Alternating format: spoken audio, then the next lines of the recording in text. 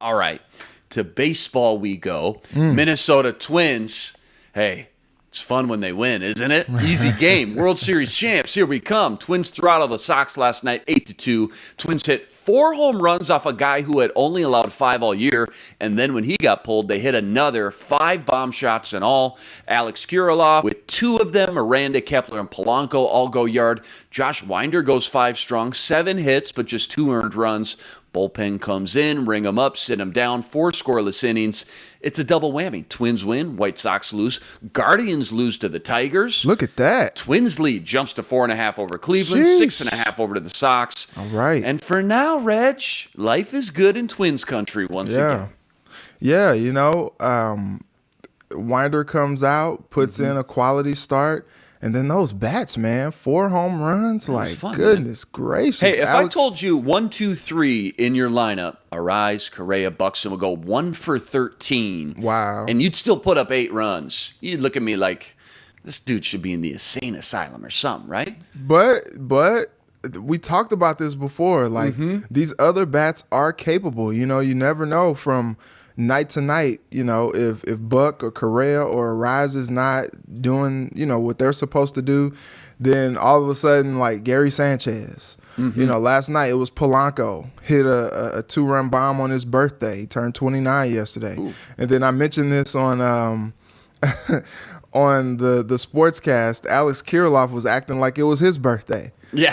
Pitchers just throwing him birthday presents. Here you go, buddy. Oh, thank you. I'll take this one out of the park. Don't need the gift receipt for that one. I'm going to keep that one. No, keep that one. I'm going to keep that one. Hey, here's another present for you. Oh, thank you. I'm going to hit that one out of the park, too. Second career multi-home run game. And so it was interesting, man. Like, I thought, when the rain came in the 8th inning, I'm like, well, the game's out of reach anyway. You might as well just call it. Just call it. Let's go home. But, they got a chance to finish it on out. And it was all good. I think this is important, man. I mentioned it, on the sportscast last night. Everybody is talking about the Guardians, and them nipping at the Twins' heels in the division.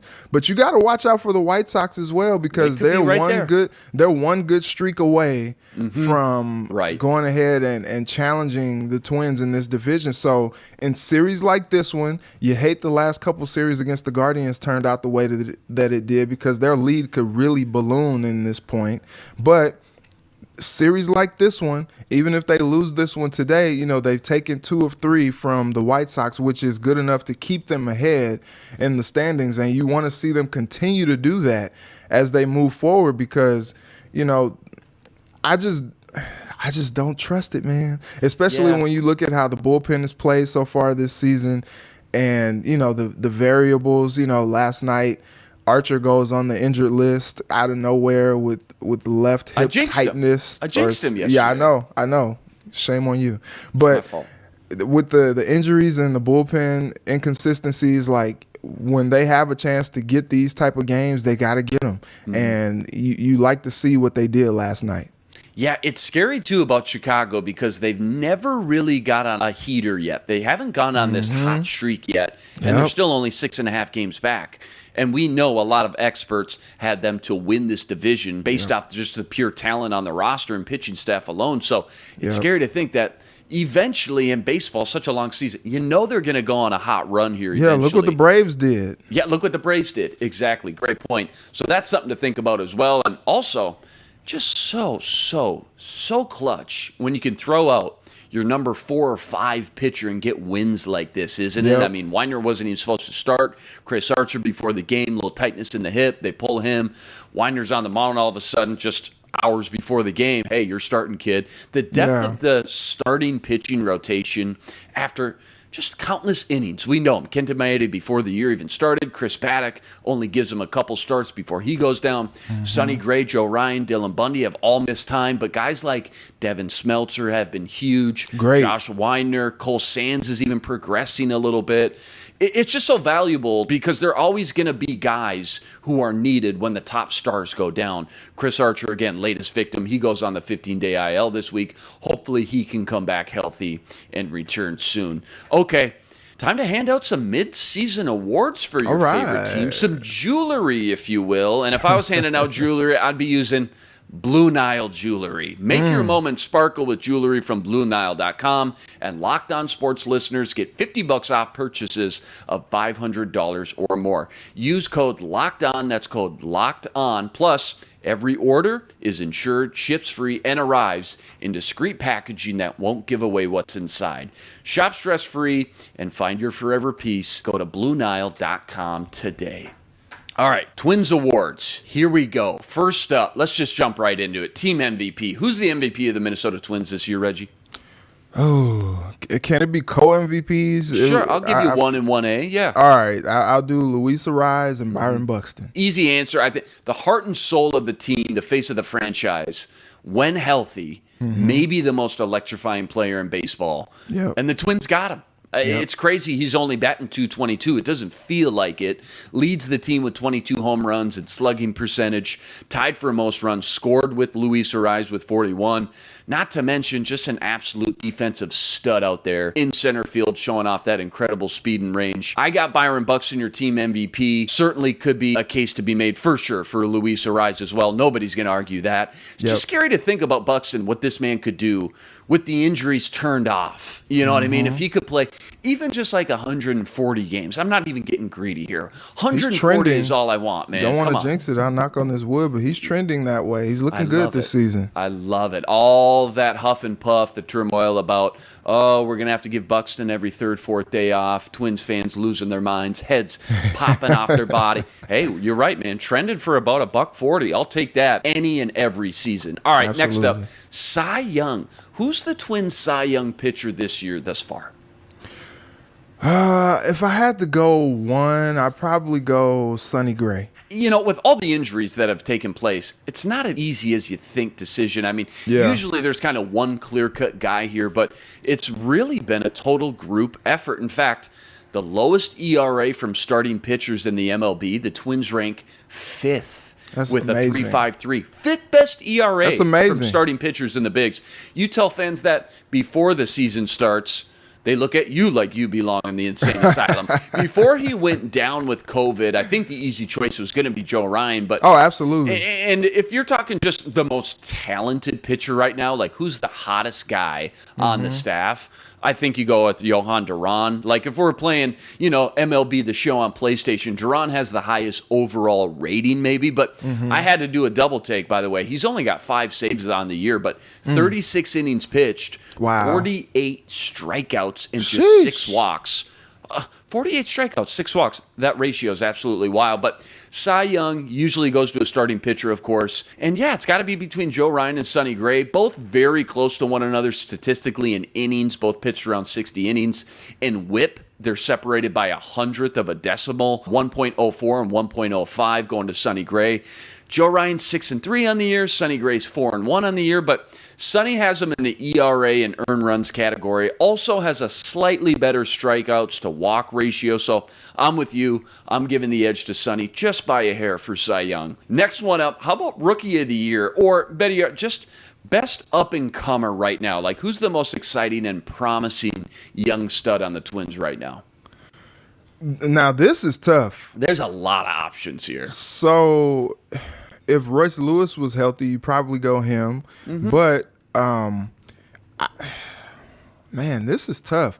So I would probably go either Kirilloff, looking at how he's been since he's gotten the call back up, or I mean the guy you just said, Duran. Like the dude has been money this season. Like he's, like you said, only 5 saves, but like when he gets in the game, usually you feel good about what's going to happen. He's electric. Yeah. I'm going to keep Duran out of this conversation. I'm just focusing right now, just for me personally, about these young hitters that we always talk about in the bottom of the lineup. But no, I'm with you. Like a lot of young, fun names here to choose from. And my heart wants to say Kirilloff because lately, you just said it, he's been on a tear ever since he's been called back up about 2-3 weeks ago. But Kyle Garlick, with 14 less at-bats, has him in home runs, runs scored, batting average, and walks, and is also almost tied with him in hits and RBIs, just 2 behind Kirilloff in both categories. So Okay. I just love what Kirilloff's been doing. He's been a machine the last 3 weeks, but I think just statistically, I got to go with Garlick today. But ask me at the All-Star break, my answer might change. You got I'll one ask you other guy again. you want to throw in there? I'll ask you again.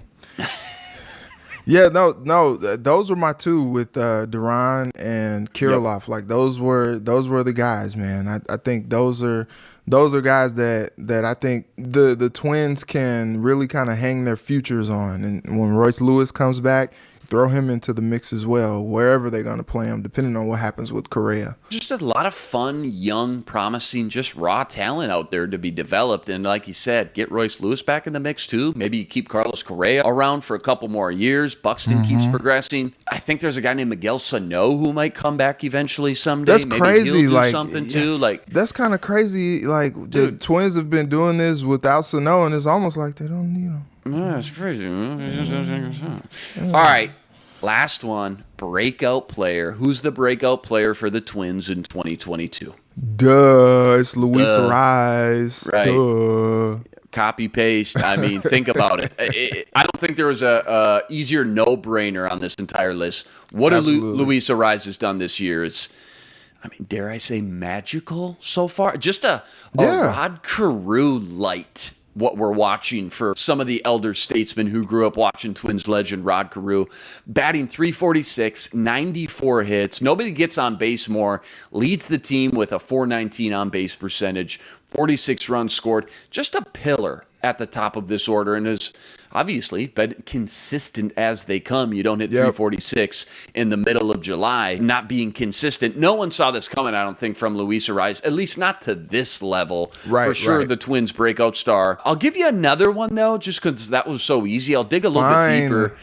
Twins brought this guy on after being a shell of his former self on the mound the last few years. And I know they just put him on the IL, but Chris Archer's been rock solid as the number 3 or 4 pitcher in the rotation. I know he only goes 4 or 5 innings, but every time you look at the box score, it's like he only allows 1 run, 1 earned run, maybe 2 on an off day. 15 games started, over 60 innings pitch, allowed less runs than Joe Ryan, who we talk about as the ace of the rotation.